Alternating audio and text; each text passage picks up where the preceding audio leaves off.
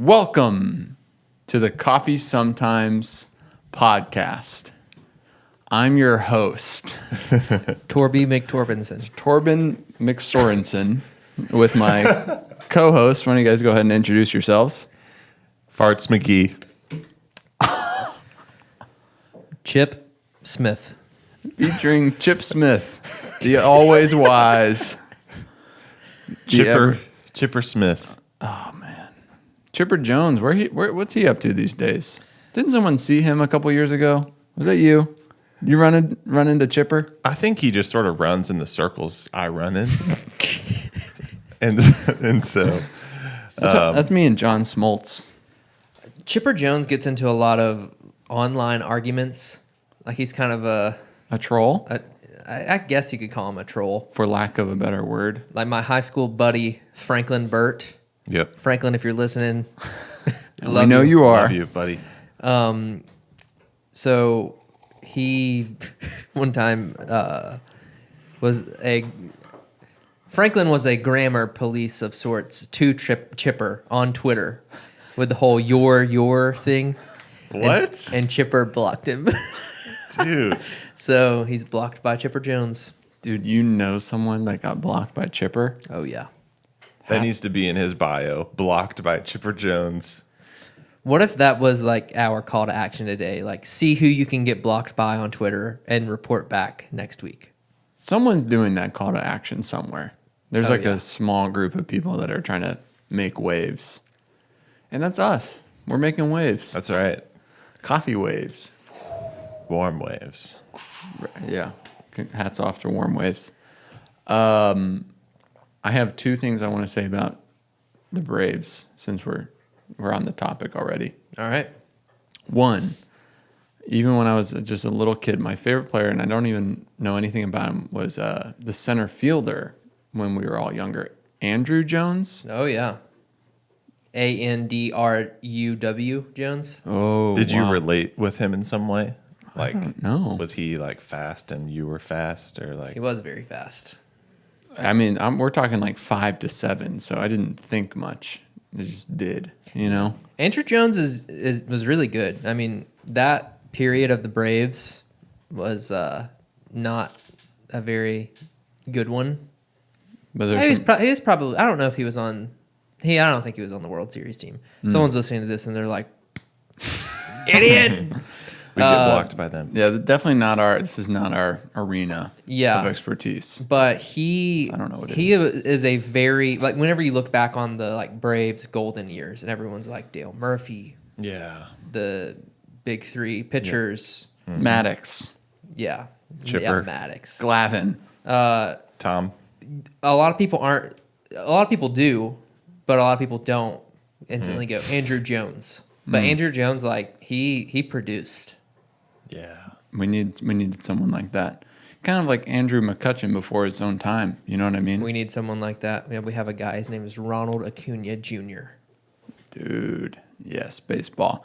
Okay, the other thing I wanted to say about baseball was when I was 5. I think you guys have heard this story before, but Our listeners probably haven't. no, I think they've all heard it, so I'll just pass. When I was 5, my friend Joseph had a birthday, and we all went to a Braves game that his dad took us to. At that Braves game, we were all lather up, buddy. I'm putting on chapstick. I mean, this is radio, so we gotta make sure. ASMR. Yeah. Ew. That was not chapstick.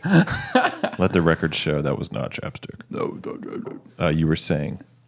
We all, for his birthday, we all got the foam tomahawks. You guys ever get one of those? Oh, yeah. And, we're 5. I think I was 4 if Joseph was 5. And as children do, they just eat whatever they have. And so the 4 kids were like munching I have heard this. on the foam tomahawks. And I mean, I probably got like a couple bites in, nothing crazy. But we look over and our buddy, who will remain nameless, took down the entire tomahawk. He ate the whole thing, and that is probably over a foot long. Oh, yeah. Easily. You think he's listening right now? No. I think the funny thing about that story, you've told it both times I've heard it, or maybe the 3 times I've heard it, is that you say that it's just normal for a kid to eat whatever's in front of them, but maybe that felt normal to you in the moment, and we could kind of parse that out a little bit. But man, eating it's probably still in your gut. No. I think if I took down the whole thing, there's definitely an argument that it's there somewhere. But Yeah. I don't believe in that. I mean, Things lingering around for that long. I ate bubble gum like no other. Don't get me wrong, that's still in there. But I've recently swallowed bubble gum, and I had like the worst feeling. I was like, that was not meant to go that way down there. So I see what I can relate in a way. I'm not saying whenever I was a kid I would just eat what was ever in front of me, but I think we've all eaten a piece of paper. You know, I still eat paper, bro. Ross, have you ever just like choked down some paper? I think I have maybe put like a scrap in my mouth and spit it out. So but no. Point being, when I was a kid, I can remember doing that like once or twice. Like you're in class and you're like, I'm gonna do something funny. I'm gonna eat this paper.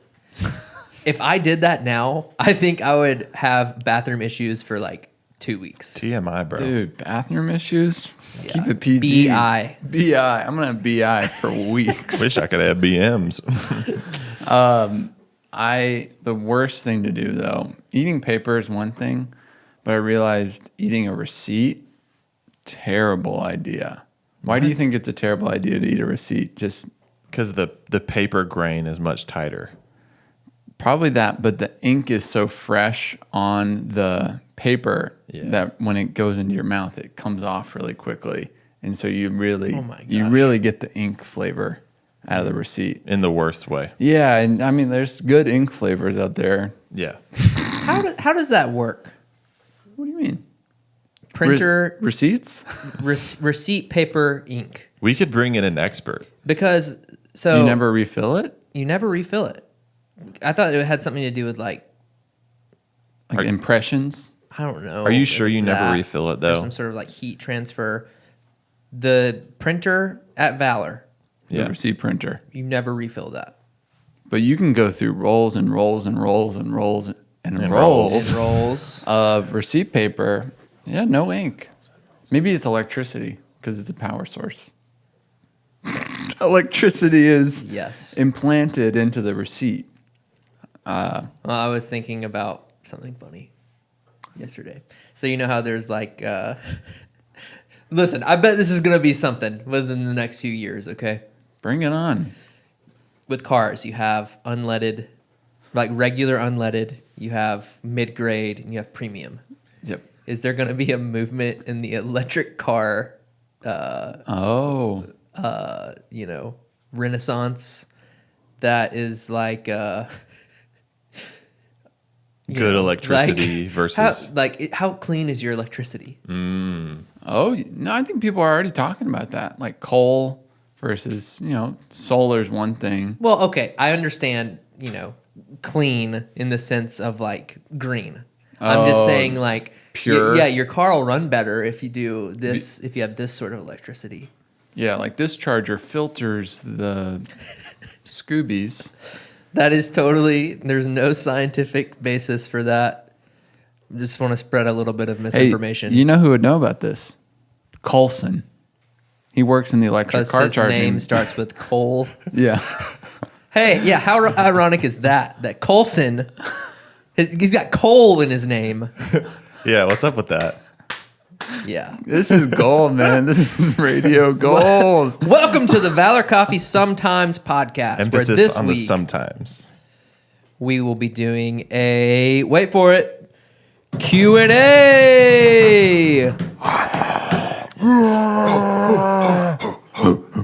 We love Valor. We love Valor. Wow, thanks, and guys. the Coffee Sometimes podcast. Gosh. Man. So thank you guys. We put out a Q&A on how you say Instagram. And we got thousands of responses. Our So- research team's probably been filtering through Yeah. these for For hours. Sure. We outsource it though, so it's not a big deal. Yeah. So just want to give a specific shout out to our friends in South Africa. That's where the influx of questions came from this time. A very high concentration Yeah, there. of coffee. We love Sometimes listeners. Johannesburg. Oh yeah.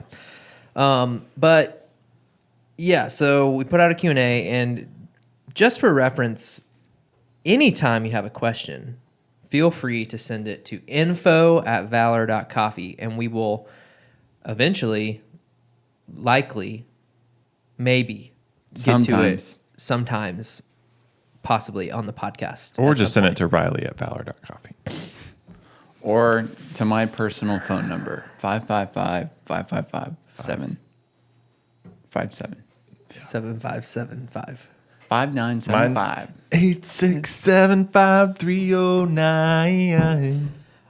Oh. Yeah, so Q&A. I'm so excited. Just to preface, Ross and I have no idea what we're about to be asked of us. It's going to be lots of ums and hmms. What do you think, Ross? That'll be stuff like that. A lot of deflection. So, maybe I'll ease us into it, and Yeah. then we can How good were the questions? there were some good ones, there were some not so serious ones. Like some goofball ones? There was a goofball one that People, yeah. has layers. Wow. Anything about the draft?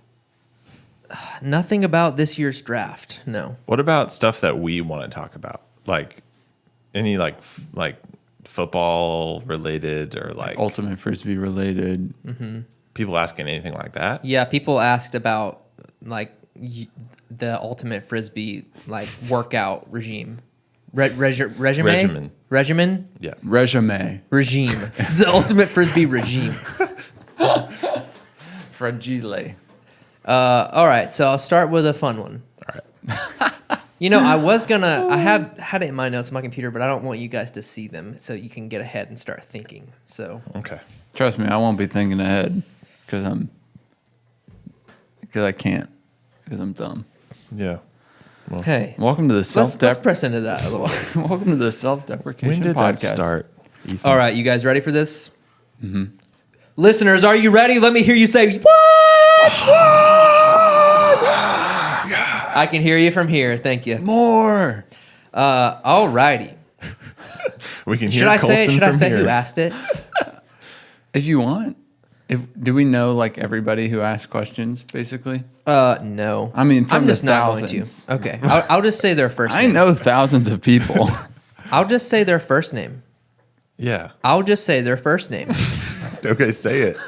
Brandon asks, what is something that you wish you could change about working in specialty coffee? That is an excellent question, Brandon. I have something that just came to my nog. Great. Hit it, baby. Unfiltered. Yeah, Coffee. get rid of filters. What? My first thing, and maybe it's just hearkening back to our conversation with the Bellwood Boys. Hello. I wanted to say Bellwether Boys to make fun of not knowing their name, but then I decided not to, and now we're here.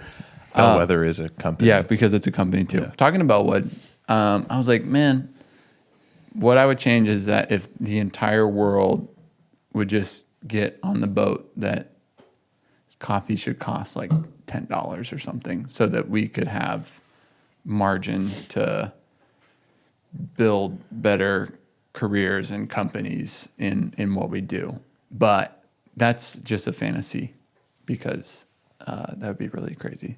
And maybe it'll happen. $12 matcha in Miami, huh? Remember that? Oh, yeah. So maybe we're not super far away. But that was my first thought about what I would change, is just if things could get more expensive to relate to the value a little better, so that we could, pay people more money and do more awesome things. But we're just in a pretty slim margin world as it stands, as of right now. Sidebar, if we ever host Mizuba on the podcast, we should do it in Miami, and we can call it Matcha in Miami Wow. with Mizuba. That would sell. That's good radio. Mizuba, if you're listening, we'll see you in Miami. Yeah, we're just making money on that trip. Oh, so yeah. it's totally worth it. Ross? Oh man. I just think so that was my first thought too. Really? Oh, weird. Hey, Yeah. right there. Calibrated. Except I didn't really lay it out in those terms in my mind because it's no offense to you or to me because I had the same thought. But basically it's just like any business in the whole world wants that. Their products to be more valuable. I wish people wanted to pay more money for our products. And I'm sure so everyone has that thought, right? But where companies differ would be like, so that we can X, you know? So, you know, some companies may want their product to cost more money so that the CEO can get paid, you know, more money. Just, you know, and whatever evil company that is. But we're in a volume business. And the whole like implication there is that the people that work in volume businesses have to work faster and harder in order to make their living because they have to do a lot of the things that they are hired to do, you know? So if the each item costs more money, you would have less customers and people would make less drinks. Like the team would make less drinks, but they would maybe make just the same amount of money because they're making less drinks overall, but each one costs more. So You could create a formula with that, man. yeah, I'm sure you're already, you know, halfway Already in through a the spreadsheet. spreadsheets, yeah. Are you color coding yet or? Not yet. Okay. No, I actually outsource my color coding now. Oh, okay. Awesome. Well, people kind of do that already. I think about a very small percentage of our industry, but I think maybe it was my friend Joseph who went to Hong Kong, and there's like these places where it's just like one person making pour overs, and they're very expensive, but it's like an immersive experience where you sit and you get something before the pour over, and then you drink it and you get taken care of, and it's this whole thing. But maybe it costs like $20 or $30 instead of $6. And so he only has to serve like 4 or 5 customers an hour, but he's making enough money to pay his way. Mm-hmm. Interesting. I think another thing that would be really cool in specialty coffee is we've always talked about this over the years, and we have kind of tried to implement it in the cafe, kind of not, of having more of a full service experience. Yeah. Where you have the intentionality and the hospitality and the care and just like the pure like curating each moment of a fine dining restaurant. You have a host at the door that greets you. You just have this, you know, full service in the truest meaning of the word experience. And you're sitting down and you're being served. The server is not the one who's preparing the coffee, but they do know everything there is to know about it. Almost like you have multiple servers instead of one register operator. Right. Yeah. So it's really like an experiment on like how pampered can we make someone when they come into the cafe? Well, hey, maybe that's the mixture of what you were talking about before, where if you had more expensive prices, you would just make the same money because of less volume. But when baristas have more time, they can pamper people. Right. Yeah, that the only thing, one of the like little holes in that plot for me is that whenever people come into a cafe, a lot of them are just wanting like independence. Like they just want their coffee and they want to be left alone. Mm. And that is cool. There's nothing wrong with that. Mm. It's not like something that I wish would change, because I think that's also something great about going to an establishment is like for me, I'm pretty like tossed to and fro when it comes to day one. I walk into a cafe and I want to like chat it up with the barista and like, you know, connect with them and really like be present with them. The other time it's like, I just want to get a coffee and sit and not talk to anyone necessarily, because that's also a great thing. So I don't know how it would all work, but if people knew that they were coming to this establishment to get this certain experience, more of a full service thing, that could be cool. Anyways. I don't know if you guys remember that one episode of the Cat and Cloud podcast where they interviewed the guy from Slate Coffee Bar. They tried to implement something like that out there in Washington, where there was a host when you walked in and you got directed to either sit down and be served or go like get in a line to go. Pretty interesting but I don't think they're a company anymore. So that might not be a great sign. But on that, I do remember that actually. On that podcast, they were talking about coffees that they like, and the guy described himself as an acid hound for coffees. Check that out. Wow. Do you think that's where the idea like conceptualized in your mind of acid hound? Totally. Do you think you're going to get sued now that we're getting this on the radio? That bro's out of Or did business, you already so. trademark that before he could? I don't know if you could see my phone, but it is buzzing, and it's just saying lawyer. It's like, we're suing you. Well, yeah, it was his intellectual property first. So, Dang. Hey, what would you change about the coffee industry? I think plenty of people have to have service industry jobs because they have to. And whenever that is the scenario, I understand not offering the best service. Like, say you just don't have another option for a job, and you have this gig making trash money at insert huge chain, and it sucks. So you aren't motivated to offer the best service.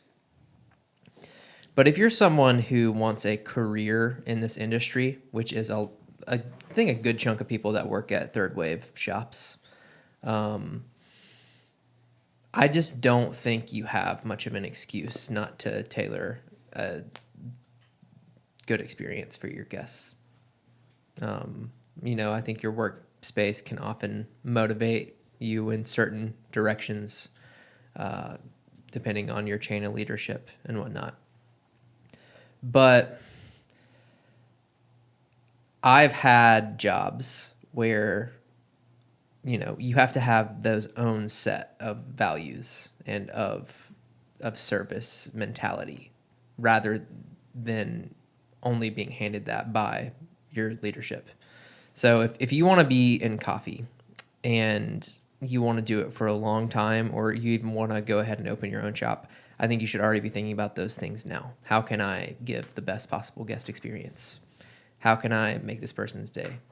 And, my day is made by walking into a coffee shop a very small percentage of the time.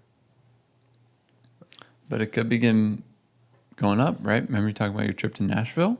Yeah, totally. You know what's interesting is I think the more specialty coffee shops open, the less percentage of career baristas are out there. Totally. Like the more that a third wave shop, let's just lay out the most classic third wave shop of like minimalist decor, La Marzocco machine, coffee that they pour latte art. We'll just leave it there. Like that kind of coffee shop is sort of becoming the norm, or at least like what people are aspiring to or trying to do.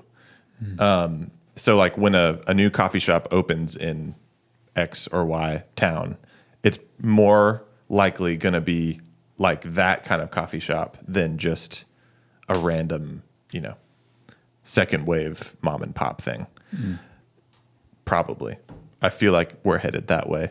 And so the more that third wave kind of shop becomes the norm, one, the more diluted the understanding of third wave becomes, because there's just more people trying to be that as opposed to just like people who are that.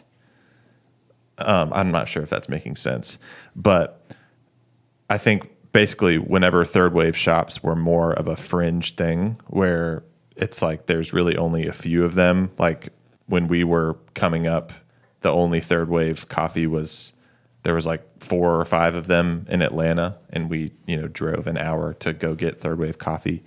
And there wasn't even like a bag of counterculture at a grocery store for miles and miles and miles. Mm-hmm. That's how we started. And there's certainly people that came before us that, quote unquote, had it worse, if you will. But point is, whenever third wave shops were more of a fringe thing, they were more rare. The people that worked there had a much higher likelihood of like, this is their thing that they're passionate about. So I think just as more and more shops are opening, like the less and less I'm noticing like people just are having a job at these places because this is the new coffee shop. And I don't know if that's necessarily, I guess overall that could be worse for the industry, maybe, depending on how good the owners are at hiring. Like we've had a lot of people come through Valor that have worked for us that have no interest in like, their heartthrob desire is not to have a career in the coffee industry, but they come here, they work for a year, they work for 2 years, and they freaking crush it. Well, our people in leadership or soon to be in leadership had no plans on a career in the coffee industry. Right. Yeah. I think I have an even better answer for this. Can I change my answer? I was going to give a backup answer too, but I want to hear your answer first. So I think what I would change, I want to avoid sounding by any means egotistic here. Ooh. So I will say this happens with everyone not everyone. I've heard many stories of people who work at Valor that this has happened to, who aren't the ones who are, on the podcast or on the Instagram as much or on the videos. You walk in to a coffee shop. The person in front of you is at the point of sale, and you hear them chatting with the barista, where it's just like barista's like, "Hey, what can I get you?" And they're like, "What's good?" And they're like, "Everything." And then they're like, "Okay, I'll have a latte." And they're like, $5.32. And then they like do the transaction, and then it's over. And then you get up there, and they're like, "Oh, hey, don't you work at Valor?"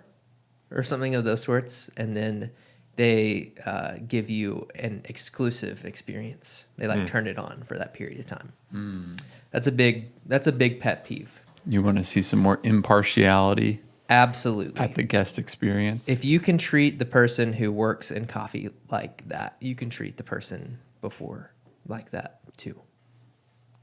Yeah, it's fun to see a person slowly broaden their horizons to giving an empathetic experience to someone that's more and more different from you. That's powerful. And that's where it's really fun, is being able to make a connection with a mom or like a business daddy. Yeah. That's the fun part of what we do, and being able to josh around with those guys too. That's why I think a lot of people who are in a community, like in a city, are like, "Oh yeah, we have the best coffee city. This is the best coffee city there is." But it's just because everyone knows that they're a barista and they get a good experience. Mm. But for us, if we travel somewhere and we get a bad experience everywhere we understand more than, in a way, more than that person there would understand, because we aren't known. I see. Yeah, I was thinking about that recently too, just to piggyback off of what you said.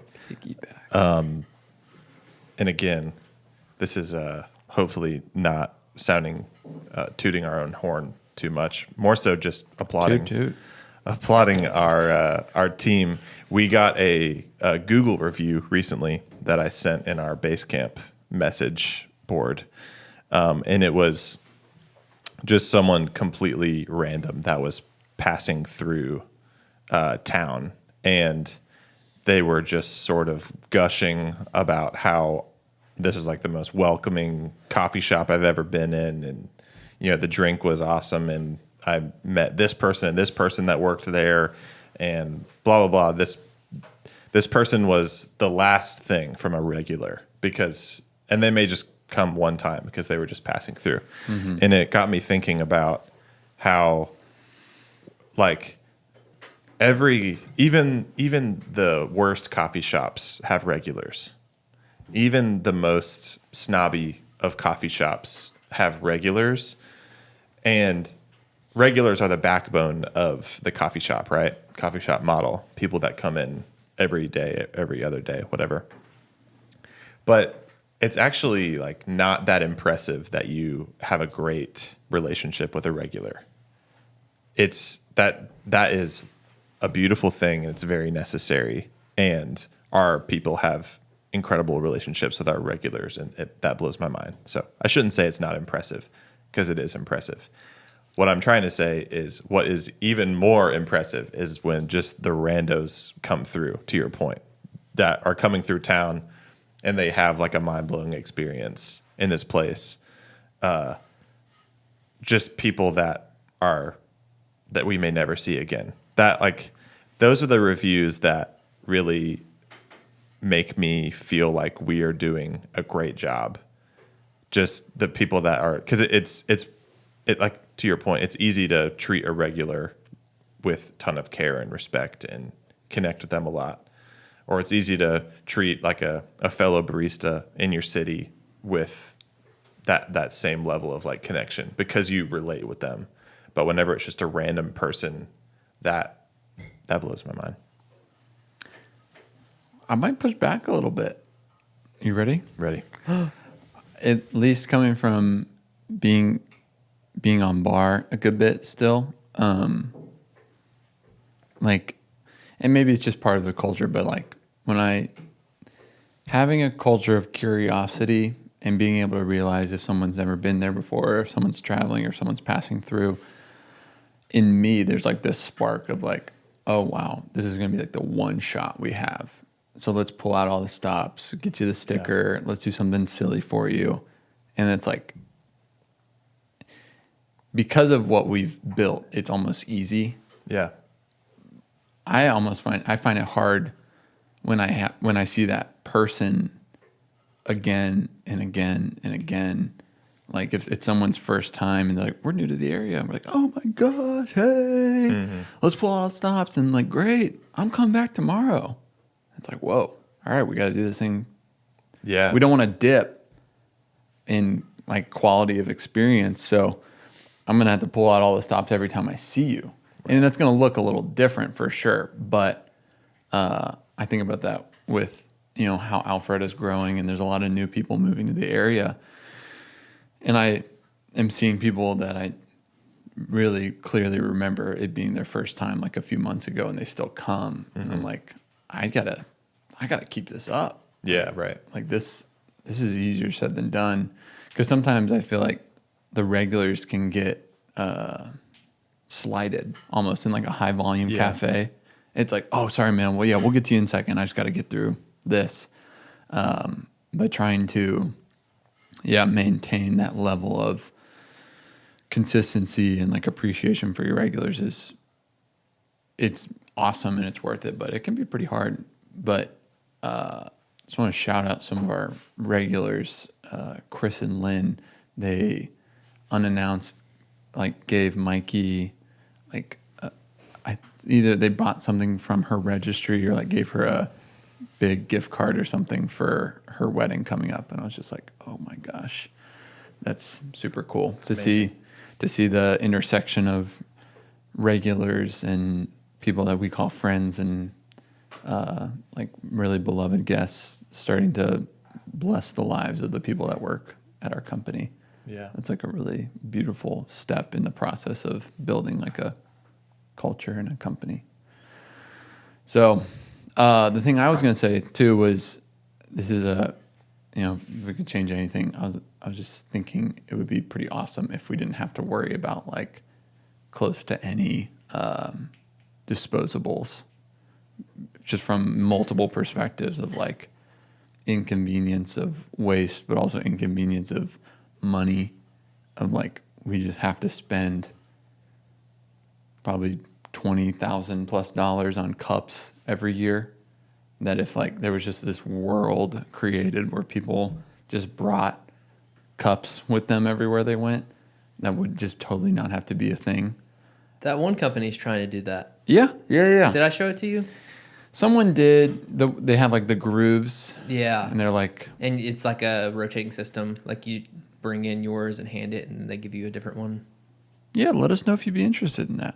But I would just like, I know people get greenwashy or just like crazy about eco stuff. I'm like, that just kind of makes sense in my head. I'm like, what if we just brought cups with us where we went? I know there's some inconvenience, but we have cars and backpacks and stuff like that. And I'm like, that'd be a nice thing. You have a car and a backpack. I got a car, a backpack, multiple totes. How many totes? How many utility carts do you think you could buy if you sold all of your totes? Maybe just one. I mean, I have a couple engineered garment totes. Some designer stuff. So I got some Gucci. designer totes. Well, I wouldn't say Gucci. I'd say Gucky. Yo, Gookie out here. Go Gucky. All right. Hey, next question. Let's go to the next question. That was the first question. Yeah, that was the first question. All right. If you're enjoying this Q&A so far, smash the like button, I'm doing it right now. subscribe, share this with your friends. Smashed. We are smashed right Thank now. you. It's All right. 9 a.m. and word smash. You ready for this? Yes. What does your training/onboarding system look like? Ooh. Great question. I would say we're pretty proud of this, right? This is copyright though, so Yeah. make sure to spend or click that $15 button while you're listening to hear this Right. next part. Do you want to Hey, go? little personal. Okay, this podcast is brought to you by Valor Coffee. Yes. We can answer any question at any time you'd like whenever you are a Valor wholesale partner like this. We can share documents about our onboarding. Wow. We can send you coffee if you pay for it. Hello. Samples. or if you ask Samples nice enough. once. Yeah. Yeah. Yeah. But, This is a foretaste. yes. Consider- One foretaste coming up. Yeah. This Amuse bouche. Oh, a moosh boosh. this kind of stuff in wholesale is what gets me excited about partnering with people that are not local. Because let's say we're partnered with a cafe in Missouri, which we're not. I don't think we have any business in Missouri. Yet. Maybe after this ad roll. Looking at you, well- Jefferson City. Or Kansas City. Yeah. Hey, Guys, it's not in Kansas. it is though. It's in Or- both. It's in both. Fresno, Anyways, California.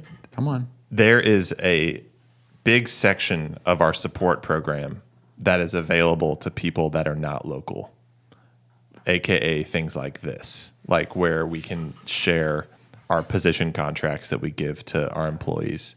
We share our training. We chat on the phone about what our onboarding system looks like. So, maybe we shouldn't talk about it on air to save it just for the Dude, people the that. foretaste. Come on. The amuse bouche, Ross. The aperitif, Ross. Kidding. Okay. So I'll just like lay it out step by step. Yeah, give us the crudité. Let me just crudité this for you guys. The accoutrement. Come on. Goodness gracious. Okay. And if I miss anything, just let me know. So, Will do, dude. yeah. I'll interrupt you like al- every 30 seconds. You always do, don't you? We have a great relationship. Yeah, it's all cordial. So first thing, we call them, right? Okay, first thing, they send an email. They send an Instagram message. Oh, we're going like for interviewing too. Yeah, we can kind of breeze through that. Okay, great. So the first thing is we have an owners meeting, okay? Okay. On a Thursday morning, and we say, guys, I think we're in a place where we need to start hiring again. Ethan's been working 95 hours. And then Riley's like, are you sure? and we're like, I don't know. Look at the books. Like, are we sure? And you're like, yeah, let's do it. And then you're like, let's post something on Instagram. And I'm like, I have 5 posts scheduled. It'll be 2 weeks. And you'll be like, okay, but this is important. And then I'll be like, Ross, shut your mouth. I'm going to kick your butt. And then we'll fight. We fight, and then whoever wins gets to decide. And it's usually me. This room is also known as the Octagon. But for real, one thing to note here is when we do hiring, we take a good, honest look at our team, and we think about the personalities and the strengths and weaknesses of each person. And we like to think of, I don't know if we'll get in trouble for saying this, but here it goes. We like to think on a scale of fun and focused, right? So sometimes we look at our team and we're really, really crushing the fun side of things behind the bar. It's super fun behind the cafe, but we need to like dial it back a little bit towards the focused side of the spectrum. Or the opposite could be true too. So we like to look at it like that. I feel like another thing we look at is, do we have a ton of alphas on the team or not? Mm-hmm. Like, there's been times where we've just had tons of huge personalities behind the bar, and there's obviously nothing wrong with that because we love to hire people like that. We want guests to, have those big interactions with people that are really memorable, and that often comes from people that just have like big personalities and really wear their emotions on their sleeve and love to turn off the music and get people to sing happy birthday to someone, that kind of thing. Or we look at the team and we have a lot of beta personalities. Beta? Really? A lot of Charlie. Or Charlie personalities. Delta. Sigma. Echo. Isn't Sigma? Foxtrot. Yeah. Bravo. You guys are all over my head right now. You see my point. We don't just hire to fill hours on the schedule, right? Like that is one reason we hire for sure. And that's a really intentional thing we do too, is like, what are we looking for? Because I thought that everybody would do this in business, but sometimes people just hire people and then be like, oh, actually, we only need you 1 day a week. Or like, actually, we need you to work like 6 days a week. So I feel like anytime we're bringing on someone, we know very specifically what we're going to ask of them and make sure that there's a lot of logistics that align. Absolutely. Yeah, so we start off with deciding we need to hire. Then we look at our team and we're like, okay, what kind of person are we looking for? Which that is the unfortunate thing about applying at Valor is that like you could be a perfect fit for our team culturally and values wise and logistically, but it's like, man, we're really looking for someone that is like maybe more reserved. And well, I don't know if you're allowed to say that or if that's helpful to say, but Kind of makes you think about the NFL draft.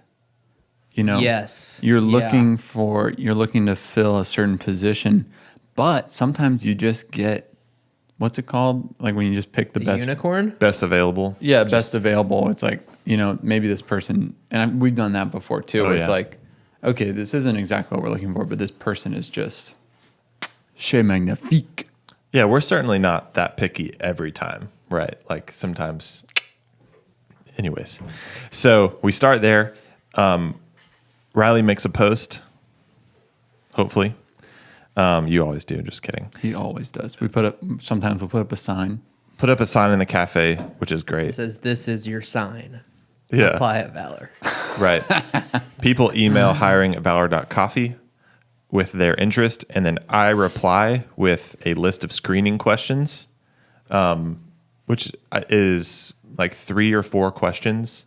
And the purpose of that is to, one, weed out people who aren't willing to dedicate time to write an email to me. Which is surprisingly effective. Which is about half of the people. And so if you reply to that email with your answers. The job's yours. Yeah, right. You just reply. some Come people in the next day for training. Yeah, some people just reply to the email and they type it in an email. Some people put it on a cover letter, which is cool. All points of data are relevant. Do you think everyone we've hired has made a cover letter, or could you recall that someone we've hired just like typed in the answers in an email? Because I would not make a cover letter for picture, or for like if Ross said, "Hey, can you answer these questions and send me your resume?" I would just email the answers to the questions. That's just what I would do. I don't think I would know how to like make a nice document because I'm an idiot. Ross says, "Can you please send me back a cover letter with these questions?" Yeah, I do say that. Then I probably would. And I'm a rule follower. And people also just don't do that sometimes. But the more time goes on, I feel like we get more and more picky about this kind of stuff. And also we try to discern when somebody didn't, have like a perfectly edited document, but they could be a great hire. Totally. So we're always trying to navigate that. Yeah, grammar don't make drinks. Am I right? Yes. So after the cover letter looks good and the resume, I call them and we have a logistics call. And we're trying to talk about, are they a good logistical fit? Because there's been times where I have sat down with someone to interview them and they're an incredible culture fit, but then I learned that they are moving to Texas in 3 months or something. And it's like, okay, well, I wish we would have figured this out before we scheduled a time to sit down in person. So we do a logistics call. We talk about where they're at in their life, how much they're trying to work against like how much we need them to work, where they see themselves in 2 years or whatever, some of that stuff. If they pass that, then we do an in-person interview with me or you or Mikey or whoever. And then, depending on how that goes, we do a second interview. And we've had like loose directions over the years of like what interview 1 and interview 2 are about, but I feel like we just get more and more case by case with it. After that, we have another owners meeting and we're like, hey, there's this person. Should we hire them? And everybody's like, yes. Sometimes we don't do that. Sometimes I walk into the cafe and I'm like, who are you? which is fine. I trust true. you boys. Literally true. So we call them and we say, we'd love to offer you a job. Here are the terms. We'd love to have you part of the team, encourage them, tell them we're excited to have them. They say yes. We've only had one person say And they no. say, actually, I just got a job at Bellwood. Shout out Ryan. Yeah. Love you, Ryan. Yeah, love you, Just man. kidding. Hope you're having a You're good time right over where there. you need to be. That's right. So we do that, and then we schedule. We always prefer to do an orientation first as their first contact with Valor. Yeah. But that is becoming less and less like probable. I do like a certain, like there's a day one where I just hang out with them. And I guess when we're talking about hiring right now, we're just talking about hiring in the cafe. So at this Right. point, it kind of, Ross handles the hiring process a little bit more. He's more project manager, HR guy for that. And then once they're hired, they're in my clutches now. Right. So day one, I usually, if I have the opportunity, just to like be with them all day and have a lot less of an agenda At the cafe. Yeah. has been really fun of just like, hey, let's get you logged into this stuff. Let's walk through the scheduling. Let's walk through base camp. Let's walk around the cafe. Hey, do you want to go get lunch? Let's get lunch. Yeah. Because the interviews, everybody acts differently in interview process, whether we like it or not. And so just being able to like relax with someone, I think is really powerful. And then doing some stuff behind the bar, just like bopping around, getting them, because comfortability and acclimation, I think, are so big of like, if someone can be confident and comfortable in an environment, then that's really where they shine. Yeah. So trying to take a big stride in that on day one without just being like, all right, we're going to start with this training and it's going to be like drinking from a fire hose for the next 10 days, but you can do it. It's just Yeah. more like, hey, let's just chill out and talk. And so like I'll have a whiteboard in the office and we'll just be like, yeah, this is some of the stuff that we do. This is how our bar works. And it'd just be very focused on like what are their needs, what are their questions. And that's kind of just day one. Pretty loose. And then typically day two is orientation lately. And I like that combo. Yeah. It's good. It's really good. So orientation is where typically right now it's us, you, Ross, me, Ross, and Mikey, and then the newbie. And we just, how would you describe orientation? It's like 2 to 3 hours typically. Yeah. 2.5 hours. It's about our mission, vision, and values. And it's just getting people caring about what we care about. If we hired them, they already do care about what we care about, which is awesome. Mm-hmm. We just want to hire people that are already living our mission, and then they just continue to live our mission at our cafe. So it's putting more verbiage around that. The way we define mission, vision, and values is, if you think about a train as an analogy, the train is us. We're on the train, right? Valor's the train. It's called the Valor Express, and in the orientation it says "All aboard, MFers," which is funny. PG-13. We hire everyone over 13 years old. So exclusively. If you're under 13, you can't work at Valor. I'm sorry. We just got to draw a line no somewhere. No ifs, ands, or buts about it, baby. That's right. So the vision is the destination that the train is headed to. That is the reason the train is in motion, is to get to the destination. And the reason that Valor is in motion is to get to our vision. So the vision is the destination. The train tracks are the core values. These are the guiding principles, values that we stay on the straight and narrow.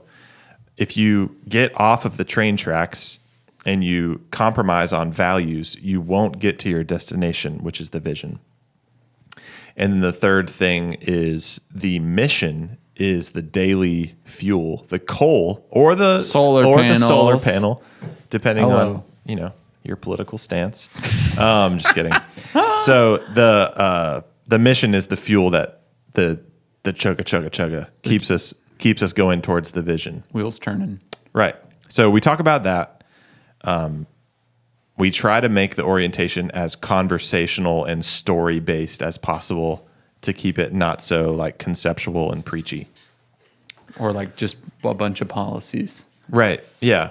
And so after we do orientation, they probably go back to the cafe and, sort of get their head around more of what Valor is, what their job will be. Totally.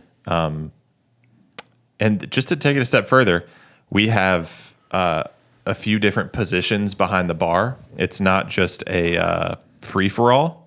We got a lot of drinks. We got to get making them. So everybody do something. Somebody do something to make drinks. We have brewer.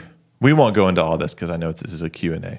But we have brewer, expo, concierge, support, and other support. Support can split into bar support and concierge support. Right. And we said concierge instead of register, and we stole that from Cat and Cloud. Thanks, Cat and Cloud. So they start on brewer training or support training, actually. Yeah, support, brewer, surge, and then once concierge is done, their training's typically over. And then over the next few months, depending on their coffee background, they ease into the like latte art pouring expo position. Yeah. And you more or less, you only work in the position that you're certified for. Mm-hmm. So we like to do a lot of shadowing, right? Especially with concierge training, especially if someone hasn't worked in the coffee industry before, and especially if they haven't worked in the service industry before, it's just really helpful to watch a pro deal with guests for 3 hours straight. And you start to get some verbiage. Get to deal with guests. That's right, yeah. Get to put up with guests. And so, yeah, at that point, they're pretty much onboarded. And then they are certified for, they go through a leadership training. This is probably a year down the road of them working here, maybe less. They go through a leadership training, servant leadership and authority is kind of what we call it. And then they get certified for point. And the point person is our more or less manager on duty. They get a little raise. And that's sort of like the highest position you can have in the cafe besides like a salaried, operations coordinator position. Amazing. And that's onboarding, baby. Next question. Good ways and not so good ways to organize/encourage team bonding. Good ways. Let me answer. Oh, go ahead. I think most of this has to do with the type of people you hire and your hiring process. Because if you hire awesome people are going to want to hang out with each other a lot of times. And that's what we've seen. Like I don't think too much of what we have done has been like, let's organize a hangout this Friday night. Let's organize a hangout next Friday night. It's just like everyone from our team just hangs out together because they're all great people who have somewhat similar interests. Mm-hmm. Not even. It's just most of them, everyone likes to have good food and be in good company. And I think a lot of the company at Valor is good company, not dumpany. Dumpany. No dumpany. Wow. Dumpity. Yeah, I mean, apart from that, we do schedule things. I mean, realistically, we only schedule like a fun team hang probably once a quarter, if that. What have we done? Anything come to mind? Well, I mean, some things that come to mind are like Sam Thomas's going away party. Totally. Or like going away dinner. Or end of year party. Or end of year party. Thanksgiving.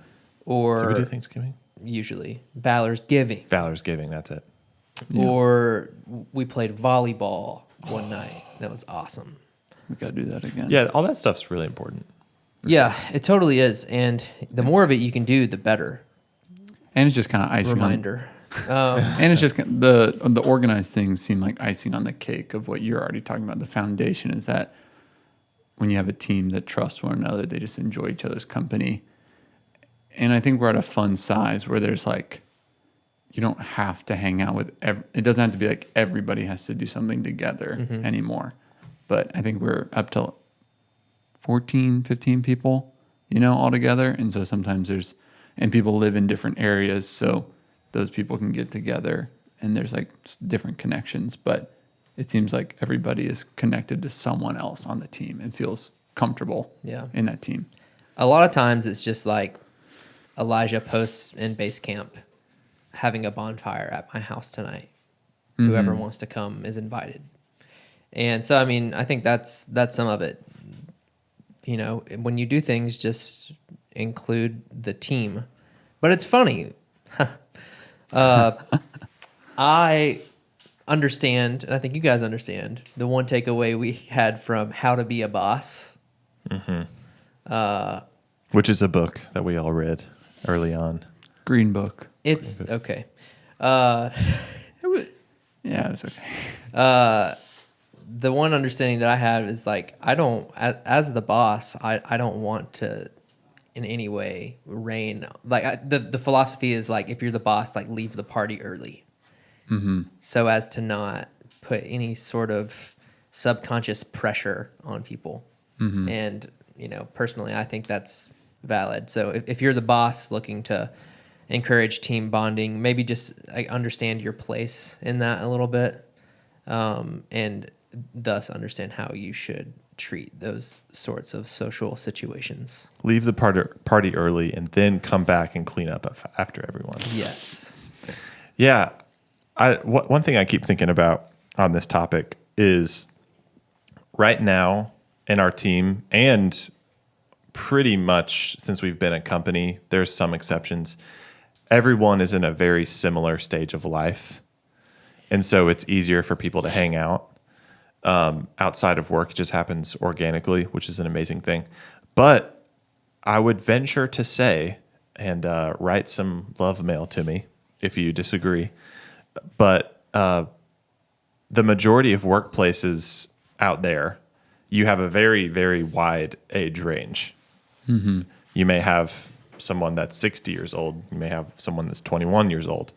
And it's like, this question becomes a lot more pertinent in that workplace where those people are never just going to organically hang out. Like, it could even be inappropriate for them to, like, you know, if there's a 21-year-old female that worked at your spot and then a 65-year-old dude, it's like, if you saw them getting a beer after work, you might just be like, what is happening here? Even though that's like, they could just be bonding, whatever. And so this question is a lot more tricky in a situation like that. And if we ever cross that road, I guess we'll have to figure that out, huh? But I think just the Valor's giving every year has been awesome. End of year party has been awesome. Just to, like, maybe a kickball league or something would be fun. Church softball league. Softball. Man. Yeah, all that stuff's been super fun. Yeah, absolutely. All right. What are some coffee shops in and out of state that have partnered with Valor? That have partnered with Valor? Yes. Like in a wholesale? Yes. One I'm really excited about right now is Elias down there in Jacksonville, Tetherball. I think he listens. You listen, buddy? He listens. Nice. Hey, keep crushing it, bro. You got this. We're here for you. We're so excited for you. Can't wait to come down there. I think he's really close. And I think he's doing, like, a lot of the work himself, which is baller. Mm-hmm. Yeah, Tetherball Coffee in Jacksonville. That relationship has been really fun because they decided pretty early on to use Valor, and not just use Valor, but partner with us. And they decided that before they opened. I think they had, like, just picked their location when they decided that. So it's been really cool to walk with him throughout that process, and he even came up here and hung out with us, which is really cool. That was super fun. So I'm excited about that one. He's got a long career in coffee and in service. So I know he's going to crush it, and he's a freaking hustler. Mm-hmm. Oh, yeah. And that is always one of the hugest, like, character traits necessary to start any business, but definitely a coffee shop. Like, when you're just starting out, you, like, don't want to hire a ton of people because you don't want to pay a ton in labor, so you end up working a ton. Like, I can just see that, like, he's cut out for it, and I'm really excited for that relationship. Beautiful. I mean, if we don't mention you, we still love you. We have a few. Some that come to mind. Jethro's in Dahlonega. Mm-hmm. Andrew, beast mode. They're crushing it. Opened a little over a year ago at this point now, probably. Yeah, I think they opened in the spring. Yeah, last year. And they opened right before, probably right now. Yeah, because it was right before summer. And I mean, they have just crushed it. Like, yeah. Incredible response from their community up there, and they serve our coffee really, really well. Yeah, I also just really, really enjoy hanging out with Andrew, the owner. Mm-hmm. I need to go get lunch with him soon, but that's always such a huge plus when you just really connect with the people you partner with. Mm-hmm. Yeah, I take their coffee to them sometimes because their orders are so large. That it's really expensive to ship. Be a little tough. Absolutely. We also have to mention Jonathan Tango 3. Oh yeah. Probably I think definitely like our longest standing relationship.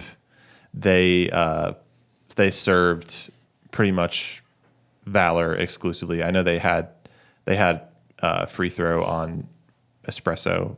You know, they never changed that. They might bring in a different roaster for like a pour over or something, but they served us for 3 or 4 years, just every week.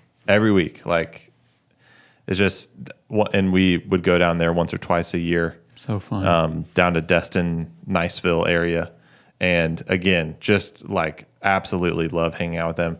They recently have decided to diversify their menu a little bit, which is awesome. And they still order from us sometimes, but just so grateful for that relationship. Absolutely. How about Russ and Liz up at Papertown? Yeah, Papertown. Yeah. They're a multi-roaster, and we'll get an order every once in a while, and we'll just be like, "Oh, Russ and Liz." Yeah. They're always getting the good stuff, right? Like the crazy single origin offerings that we have. They ain't scared. They ain't scared of it. Where is that? What town in North Carolina? Canton? Isn't it? Canton, North Carolina. I think so, yeah. It's just a real cute little town. Little mom and pop town. For sure, yeah. Yeah. I think Russ and Liz are the mom and pop, actually, in question. They run that town, dude. Yep. We got Reverb down in Dublin doing farmers markets on Saturdays. AJ Davidson. He's growing his company, and they're doing some good stuff down there. Shout out to our local, the farm, Scottsdale Farms. Scottsdale Farms, baby. That one's just cute. That one's like, it's like this big, almost like local, they grow it themselves, like Pike Nursery thing going on, but it's local and awesome. And they have like a built-in cafe in it. And just for them to partner with like a local roaster like us and want to make really good coffee, it was such a delight to work with. I know. I love the out-of-state stuff, but I love when like our brand and our identity just starts to like put roots into the community we're in, and like you go to other places around Valor and those places are like featuring us, you know. So I think about Never Enough Time just down the street, Lapeer, like the nicest restaurant in town, uses our coffee. TBB's coming up. It's like going to be a really crazy awesome breakfast spot down the street that's going to want to work with us. And Michelle, Tyler, it's going to be awesome. Oof. I'm going to live there. Yeah. How about Coffee Camper Co. over in Monroe? Crystal. Woo! Another one of just people that you talk with and immediately you go deep with each other and talk about business and life, and such a life-giving relationship. Crystal, love you. Viator up in Illinois. Elgin. Austin. Shout out Austin. They always get the freaky stuff too. Yeah. Next question. I mean, we love our Refresh. Refresh. Up and coming. Yes. That one's cool. Oh gosh, I love them. They make excellent bowls. Excellent family-owned business. Known them my whole life. You have. You really have. And I feel like I've known them for my whole life by the way they treat me. They'll do that to you. Good and then, folk. I mean, other than that, we got some carts out there. Well, Common cool. Ground up in Dalton. Huge. And then out of Common Ground was formed Comet. And Low Country Beanery in Charleston. Country Beanery. Who we featured both of them. Remember? We called them. Our first call-ins. Aviation, Zach. Yep, he's a coffee cart here in town in Alpharetta. We have a new coffee cart as well, working with us. Mobile unit. A coffee cart. Yeah. Cause, is that what it's called? Coffee Cause. Coffee Cause. Yes. Yeah, they're in, where are they at? They're in Georgia somewhere. But a lot of these, really ever since we did the coffee cart episode, oh man, where we got some coffee carts out there. Love you guys. Some churches in the area too. Yep. North Point Community Church. Stone Creek. Yep. I think C3. Yeah, baby. Come on. That's awesome. Keep it coming. Love the partnerships. Yeah. Whole Foods, for crying out loud. Whole Foods, Bezos, number one partner. Thank you, Bezos. They put us in all the stores in Georgia, which is awesome. Absolutely. New packaging going to be at Whole Foods soon. For sure. Probably. Yeah, like next week, dude. Easily. Yeah. Are you? All right. Question answered. Q and Aid. You're gonna have to take this one. I'm gonna have to pee. Okay. Awesome. This will be a good one for me and Ross. Any interest in classes to dial in brew settings? Brew Chemex at home and would love to dial in a perfect cup. You know, I actually have been thinking about a segment we could have on the show where it's a, I guess maybe it would just be like a video. This is a video cast. Anyways, we go over to our brew bar, our lab here at the roastery, and we go through maybe, I don't know what we could do. I was specifically thinking with espresso, like we just narrate a dial in and like talk about what we're tasting, talk about what coffee we're using. You know, first we walk up to the machine. The first shot is 18 to 40 in 20 seconds. We taste it, and then we talk about what we would change and how we change it and why. And that could be really great for brewing, like home brewing too. You make a Chemex and it, you know, gets all it clogs, the filter clogs, and you taste it and it tastes over extracted. Like, I think that would be really helpful info. Yeah, I think that is kind of the stuff I'm more interested in, almost more troubleshooting than like the tutorial, because there's so many tutorials out there, and I think that's where the reluctancy comes when I like set out to think about doing a tutorial. So we have a couple on YouTube right now. We have a Clever tutorial and we have an iced AeroPress tutorial. Yep. The Clever one, as far as view count, did kind of well. I wish that the iced AeroPress would have done a little better because it's kind of more like niche. Sure. Because I think that's more of this kind of stuff I'm into. Or Yeah. like the video of like, here's why your Chemex is clogging. Like, Yeah. I love the play-by-play narration mixed with troubleshooting of like, this just happened to us in the video. Here's what we would do to troubleshoot the issue. Yeah.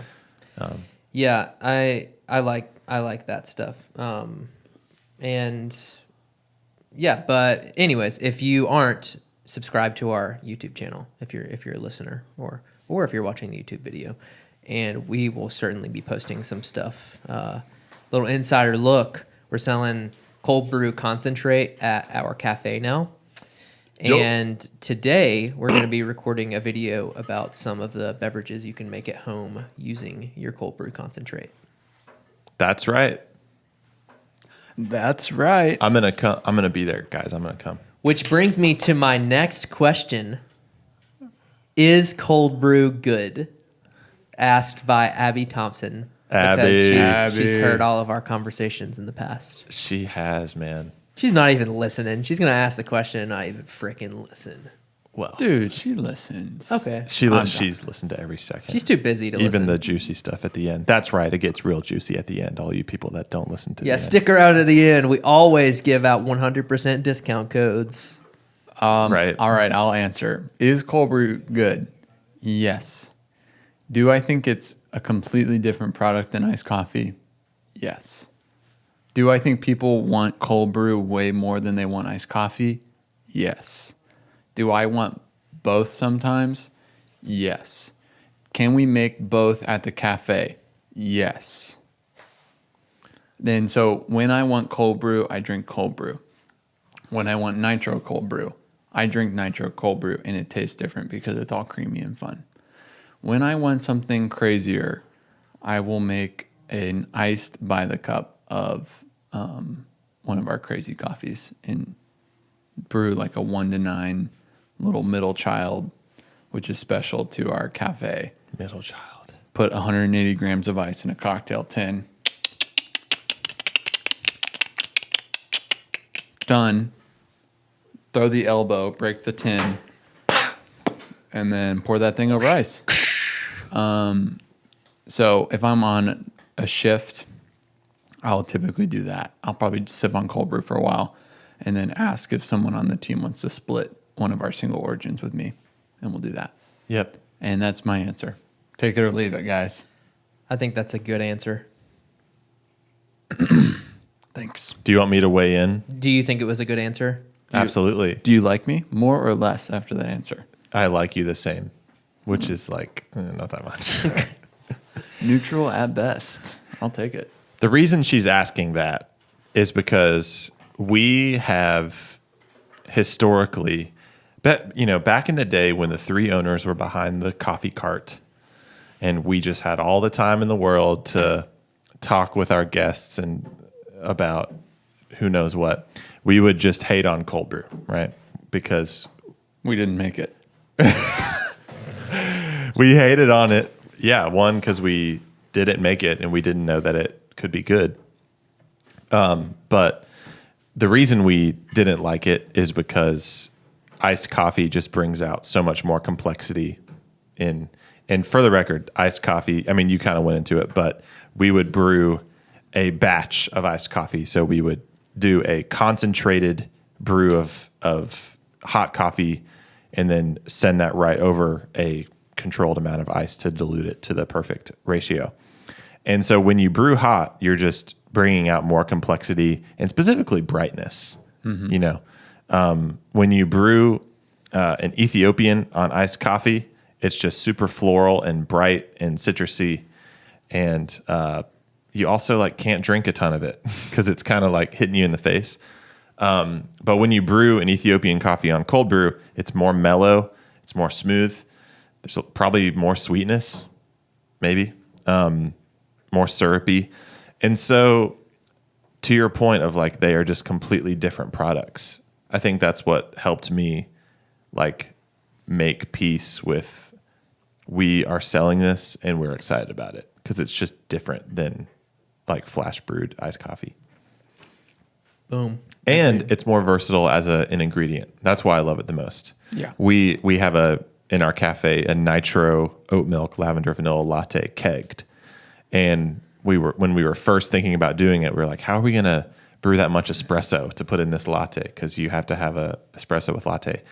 But we just use cold brew concentrate for that. And it's so consistent. Every time I come into the cafe, our cold brew tastes exactly the same. And huge. every time I come into our cafe, the espresso always tastes great, but it always is different because it's just espresso. Yeah. Michaela's sister, Carissa, was telling me that she goes to Refresh a lot. And Refresh is currently the only place that also serves our kegs. And she was like, I got a nitro lavender vanilla latte, and it tasted exactly like Valor. And I was like, Good job. Wow. Well, I think another thing to answer the core question too is cold brew good. I would say too that it can be good, but I don't like a lot of cold brew too. I think that turned us off initially as well because a lot of people treat cold brew like kitchen sink for the roaster, as in any messed up batches or blending all your old coffee and turning it into cold brew. Because cold brew is kind of like an equalizer, but I do think that can show pretty easily too. If you're not putting a ton of intentionality into your bean. So I think we were all probably pretty burnt on cold brew because I think we just had a lot of not so good cold brew too. And I think it would be cool as we are getting more into that, and we've talked about it before, of trying to feature different coffees on cold brew as well and trying to showcase freaky coffees and see how they translate through the cold brew process. Absolutely. Thanks, Abby. next question. Mod bar, ? You put that? No. Mod bar for our new cafe Or or just in general. Who asked it? You're asking me. Parker B. White. Yeah, Parker. I know him. He's down in Florida. Oh, We're going to disclose things about his life that he may not. But done. he's a really private guy. Just kidding, Parker. Love you, Private man. Eye. Doesn't take a Private eye.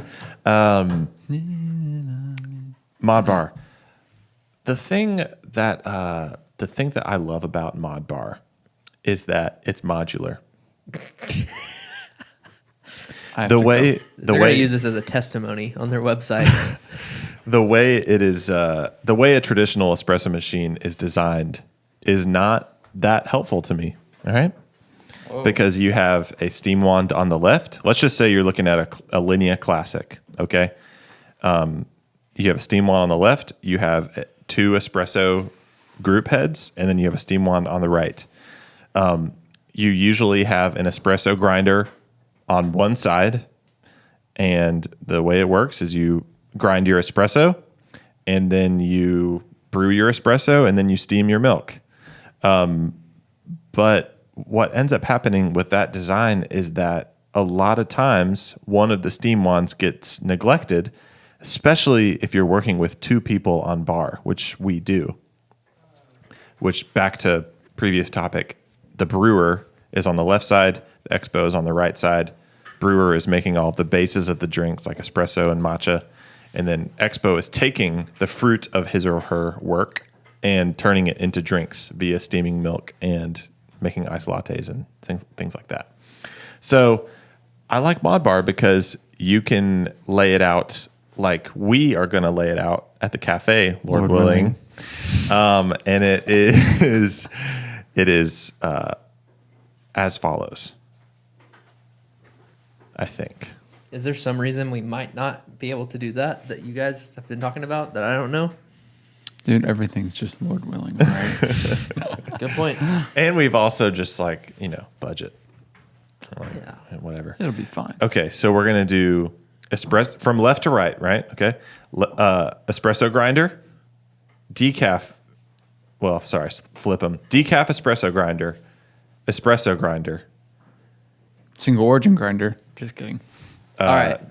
People are confused at this point. From the top, left to right. Decaf espresso grinder, free throw espresso grinder, which is our main blend. Group head.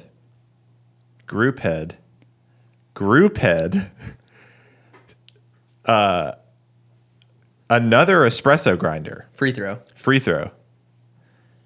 Steam wand. Milk pitcher rinser. Steam wand. You picture that, guys? You got that? Huh? So the idea there is, let me contrast that to the way we have it at our cafe currently. So we have on our cafe currently from left to right, we have decaf espresso, and then our espresso machine.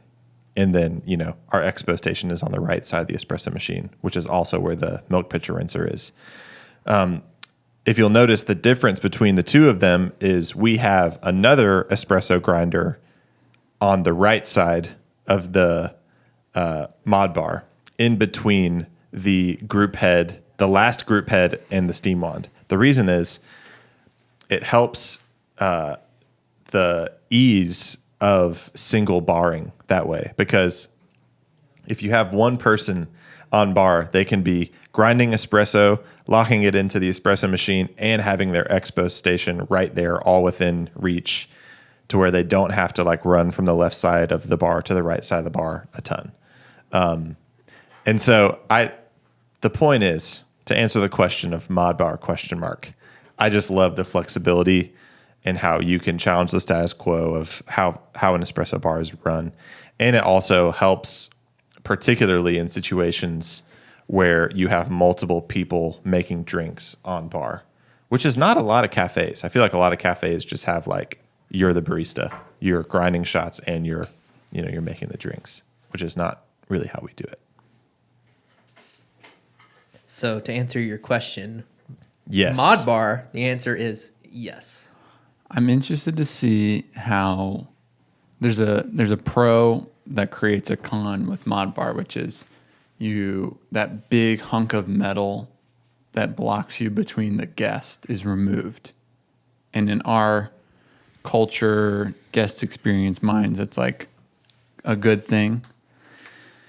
But then that hunk of metal kind of moves to below the counter, which is pretty valuable space in a bar. in that's usually where storage goes or refrigerator goes. And that can't be like right there. And then we are also trying to figure out what to do with, because your espresso machine is also kind of like a warmer of sorts in the cafe for your glassware and your mugs and ceramics. And so putting those in a new place as well will be like a fun new challenge for us. So Mod Bar, we're hopeful and we're excited. It's going to create some new dynamics to that cafe. That's right. Amazing. We'll take one more. All right. Moving to Dunwoody. Tell me more about why you liked it. Well, we didn't liked it. We like it. We loved it. Oh. That is so funny. Oh my gosh. I feel like our love of Dunwoody is well documented on this program, but And in our little video. right, we made a video about it, but It's really little, though. yeah, it's just too little. So Small. let's make it big. Like 360p. Yeah. Yeah. To reiterate, we love that it is a neighborhood vibe. Just love the vibes. I also feel like people move a little slower there. We've never talked about that. What are you talking about, man? No, I just think the Is it people. because they're old? They don't know. They can't walk as Oh my fast? gosh, ageist. I'm an ageist. So no, I think people actually maybe just take it a little bit slower there. I don't know if you guys have noticed that. Have you? I want you to talk now. I get that a little bit. When you see people, you see a lot of people walking at all times. Yep. Maybe that's why you're saying that. Yeah, they're not running. That's it. That's Everyone in Alpharetta is running full sprint. Dead sprint, yeah. literally, man. Yeah, I mean, I don't know if pulling up a map is helpful, but if you look at an aerial view of Dunwoody, you just have like, especially where we are. So if you Google Maps Dunwoody and you zoom in on the word Dunwoody, that's basically where our cafe is going to be. Wow. And if you look all around it on like a satellite view, it's just houses everywhere. Yep. And Good bit that of apartments, too. condos, apartments, townhomes, you name it. Other Dunwoody things. has got it. Hostels. So that's the vibe we like. We like being around residential. We like being people's cafe next to their home. So much, we get your coffee right when you leave your house and drink it on your commute. Come hang out with us on the weekends when you're at home with your family and you guys want to get out for a minute. And Dunwoody gives us a lot of that. And I could be confused, which I often am, about Hello. the map, but we're pretty much like on the way to we're like in between a lot of residential area and a lot of like office, huge, office buildings. So the idea is that a lot of the people that work in or that live in the residential areas, they would have to pass through our area to get to work, which I like. I'm interested to see the intersection of the medical field and Valor, because there are a ton of like medical offices and hospitals like right south of us. Pill Hill. Pill Hill. Thank you. Honestly, though, it's crazy. So Honestly. it's really crazy. So I'm interested to see how that happens. Remember when we were looking for cafes and we were like, should we just like put one In Pill in Hill. like a hospital? Yeah, that is. I've heard worse ideas. We've heard worse ideas. Yeah. That would be a crazy like type of cafe. It'd be very like we'd have to really put some empaths in there. We'd be Yeah. doing a lot of caring. Yeah, it's like putting a cafe in the airport. Like you're dealing with people that are all in the same boat. Or airplane. Cafe and airplane. It's been done. Dude, Virgin Mobile. I'm No, sure you they- said same boat. I said same airplane. Oh, That's funny. that's comedy gold, dude. Okay, great. That was a. Wait, anything else about Dunwoody? I mean, we're just excited. The thing about Dunwoody is that we're excited. And there's potential, all right? That's the biggest thing for me is that there's not like a ton of specialty coffee shops and we're just coming in. But I think we're really going to like make a change for the neighborhood.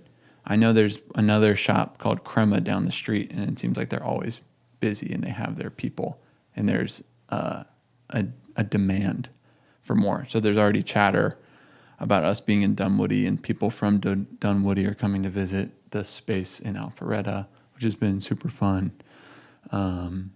Yeah, so it's just cool that we're going to go in and like make a difference to a city because similar to Alpharetta, they're kind of like on the up. They're trying to become their own thing. And so being able to kind of help define what that area is and what kind of people like to be there and trying to be like a beacon of light is what we often say in an area. Super exciting. Like that. That's Valor. Yes. Kind of like a laser beam, more like a laser beam in an area. That's more like it. Yeah. Great. Good radio, guys. Yeah. Thanks for your questions, everybody. What a fun one. I'm having so much fun. All right. See you guys next week. Love ya. See ya. Love ya. Love you. Bye.